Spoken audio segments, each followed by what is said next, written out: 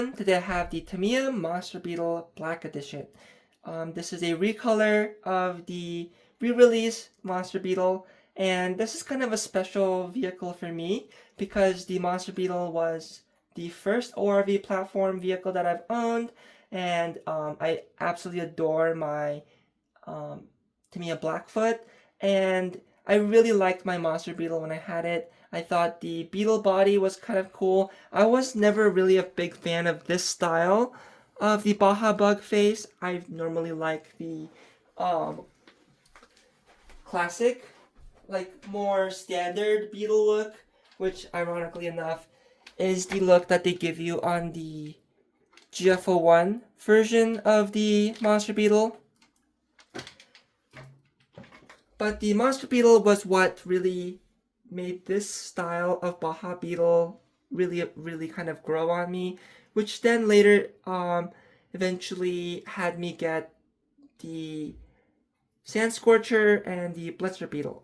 And speaking of those two vehicles, the body you will see in this truck is the same body that came on the re-release Sand Scorcher. So there's a little bit of a difference between the original Monster Beetle body and then this one. That's kind of how you can tell between a vintage Monster Beetle and a current re-release Monster Beetle. And I'll get into that when we dig into the box. Before I ramble on too long with you guys just staring at a wrapped box, some things I wanted to point out. The only way you can tell that this is the Black Edition is, of course, the simple sticker that they've placed on here. And then on the side, they have also put a little sticker on here. I was really hoping that they would have just done a revised version of the box art, similar to what they did with the Lunchbox Black Edition, as you can see up there. But they kind of went the more cheap route, or as they would like to think, the more cost-effective route, and just took a standard Monster Beetle box and just slapped a sticker on it. The sticker is like metallic and is a nice little sticker. But I would have rather had a completely new box art. I think that would have been really cool. You can see this is a later release version also, so because it includes the Hobbywing ESC instead of the Tamiya ESC.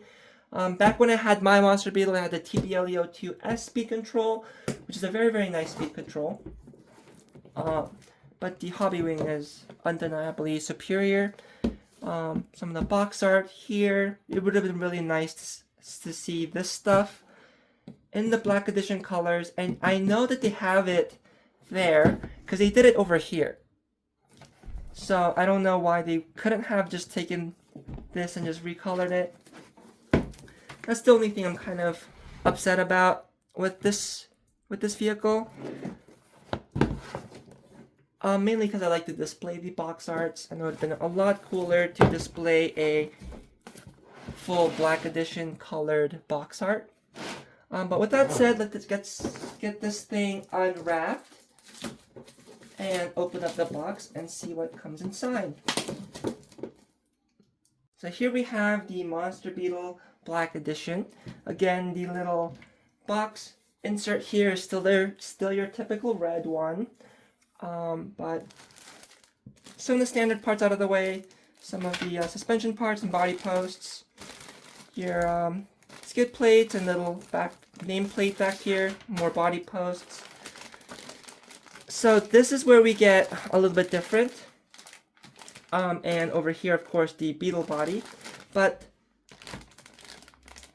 this is pretty much the same like tree you will see on the Monster Beetle as well as the Blitzer Beetle.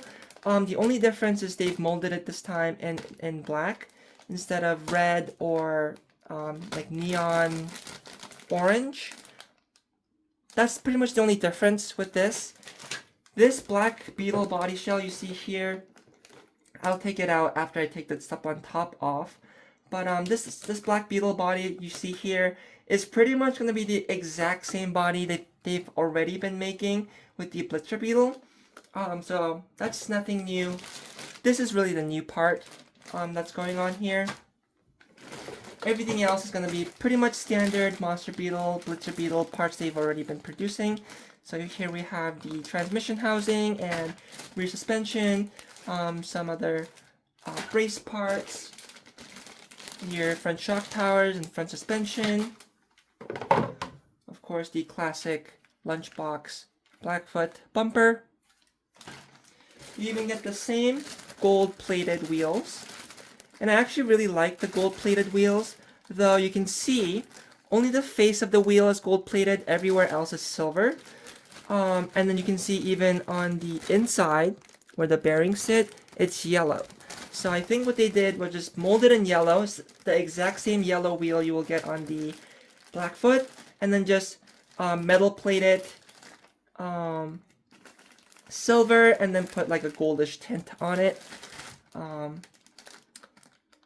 I don't remember if the Monster Beetle that I had was plated all the way through, but this does seem like a little bit of a cost reduction thing that they're doing. Here we have the classic Monster Beetle tires. And these are not actually the same tires as you will see on modern Tamiya Monster Spike tires. Because this is what you will see on like GFO ones and like the Monster Beetle Trail and stuff. This is the tire that comes with the Monster Beetle Trail. This is the Monster Beetle tire. You can see it's much wider, this one, and also shorter as well. And these tires are also slightly narrower, I believe, than the Blackfoot tires, though they are a slightly softer compound than the Blackfoot tires, and the spikes also help with some traction. If you want a nice little upgrade for your Blackfoot, the Monster Beetle tires are a good choice. I think they also, in my opinion, look more like monster truck tires than what comes on the Blackfoot. And then alternatively, like I did on mine, you could just stretch some Lunchbox tires on it, or even the tires I showed you, these ones, on the wheels. But 4 of those. And then here we have the Beetle body with the black molded, the gray molded chassis, dark gray. So I'll actually get that one opened up. That's the other unique part on the Black Edition, is this Black Edition gray chassis. So this gray that you'll see here is also different from the gray you will see on the Frog, because the Frog chassis, for comparison, is a much lighter gray than this. So that is kind of interesting. Some of the chrome parts for the body, and then all the gear parts here, and the same yellow shocks, CVA shocks you will get on the standard one, and then the same standard Tamiya brushed motor. There's that Hobby Wing ESC in here, and then the Black Edition decal sheet. So pretty much the only things that are going to be different with the Black Edition is the decal sheet, the molding of the chassis, the molding of this, and then including the Blitzer Beetle shell. So one thing to point out about the Blitzer Beetle shell is because it was meant to be used on both the Sand Scorcher and the Monster Beetle, as well as the Blitzer Beetle, the holes in the front, there's multiple holes punched in. There's holes over here that are meant for the Sand Scorcher that the Monster Beetle does not use. And then the original Monster Beetle would have also had glass back here.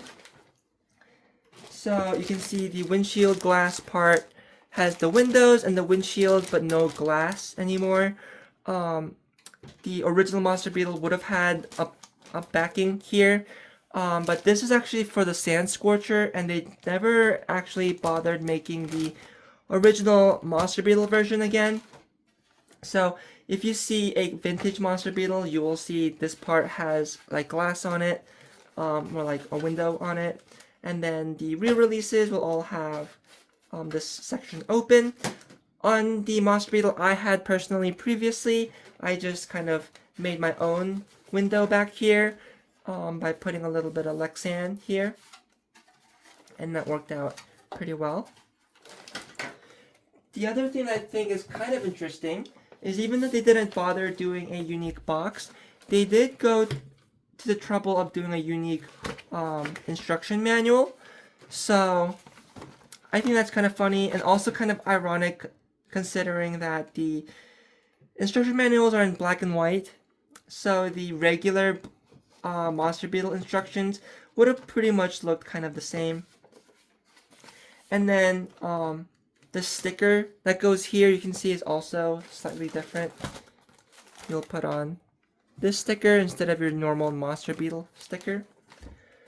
But that's everything that comes in the box. Let's get this thing cleared away and then kind of go into why I decided to pick this thing up once again. So as far as why I decided to pick this thing up is, first of all, the most important is I've wanted it since I've seen the Black Edition released. I've even had try to make attempts to convert my Blackfoot into a Black Edition Beetle. But ultimately, because it's a vehicle that I've experienced before pretty much, it's a recolor, I decided to look into other stuff first, experience other products first before I got to this. And the occasion seemed kind of fitting. One of the RCs that I've ordered over Black Friday got lost in the mail and ended up getting a refund for it.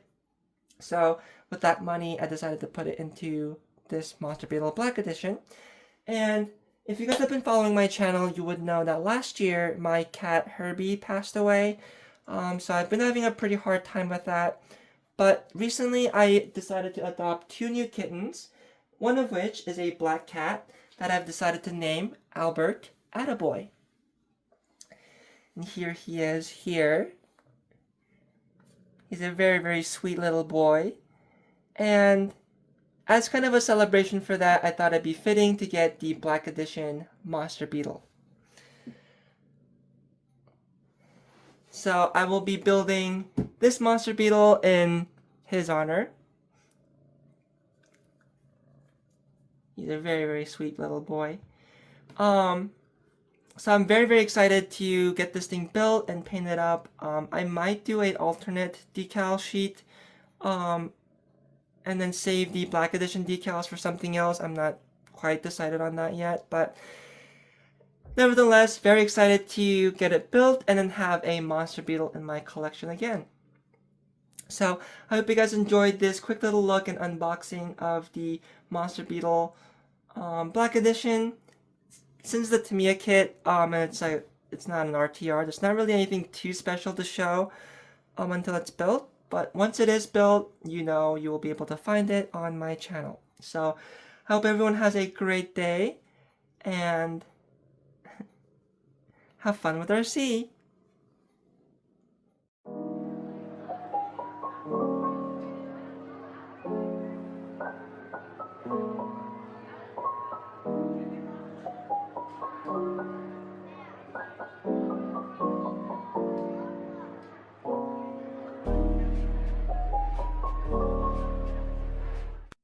I've had this thing built for a while now, but only recently got it to a point where it was runnable.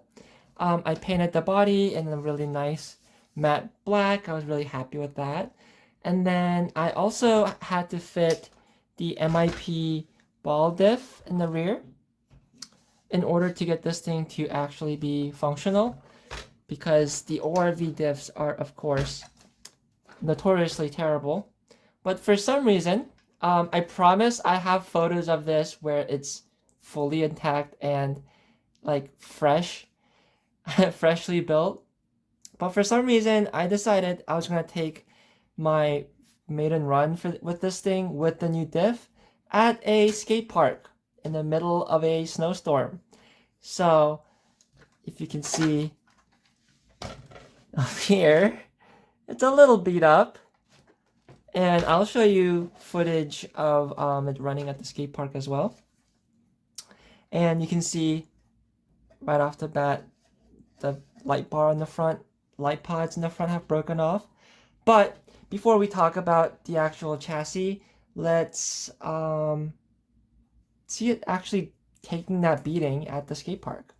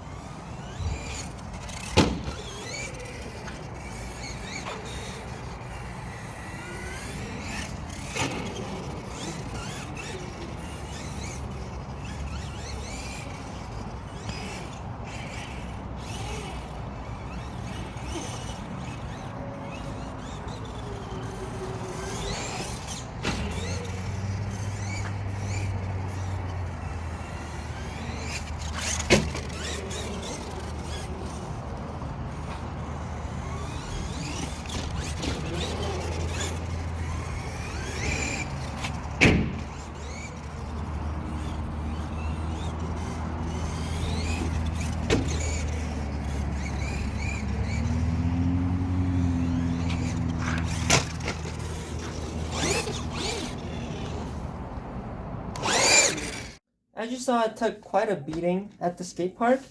And let's do a quick little damage report. The main thing that you'll see is the body got pretty badly beat up.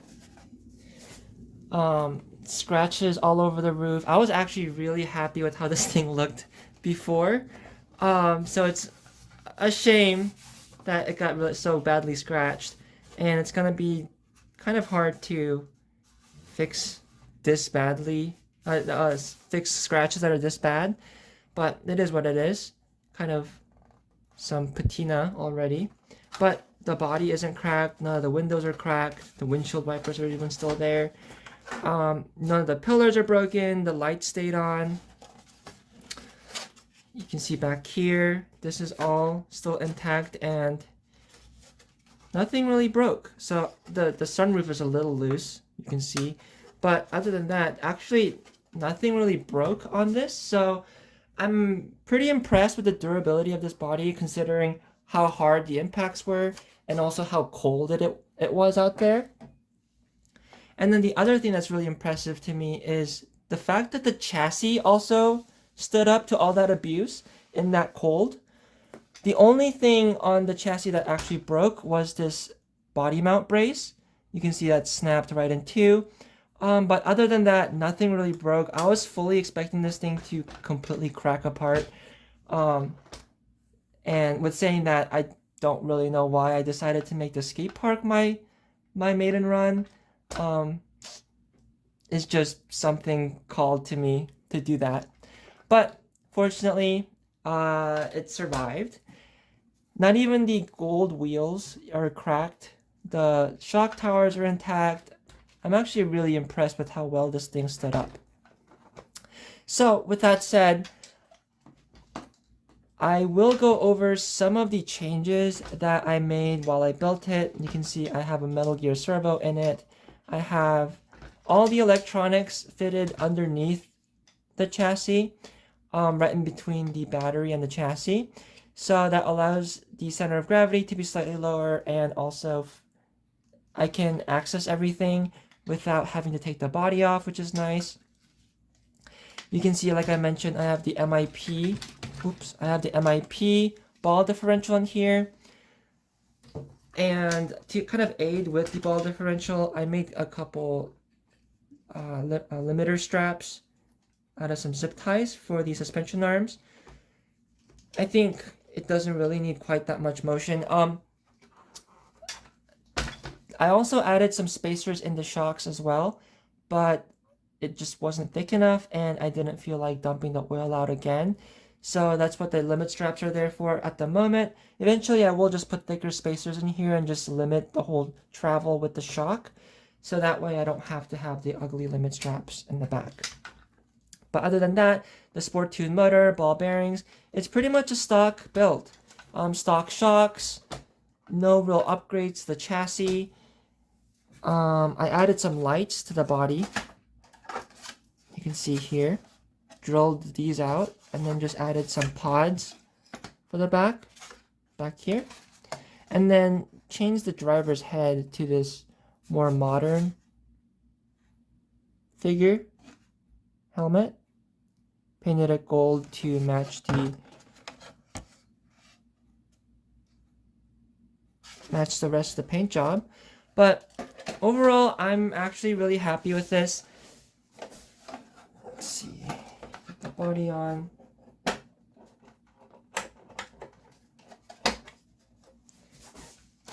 And even though it's got some patina on it now, I still really like it. The Beetle body may not stay there forever. I might use the Beetle body for something else.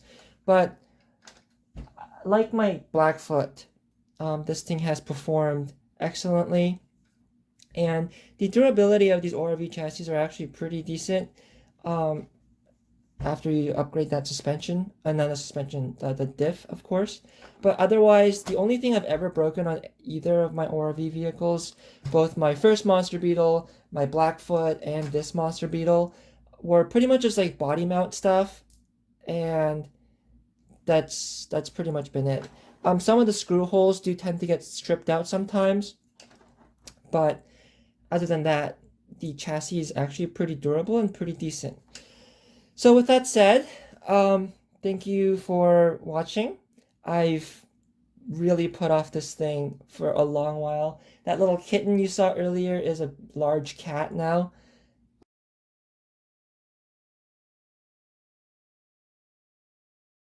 I hope everyone enjoyed this video, found it informative or entertaining, and as always, have fun with RC.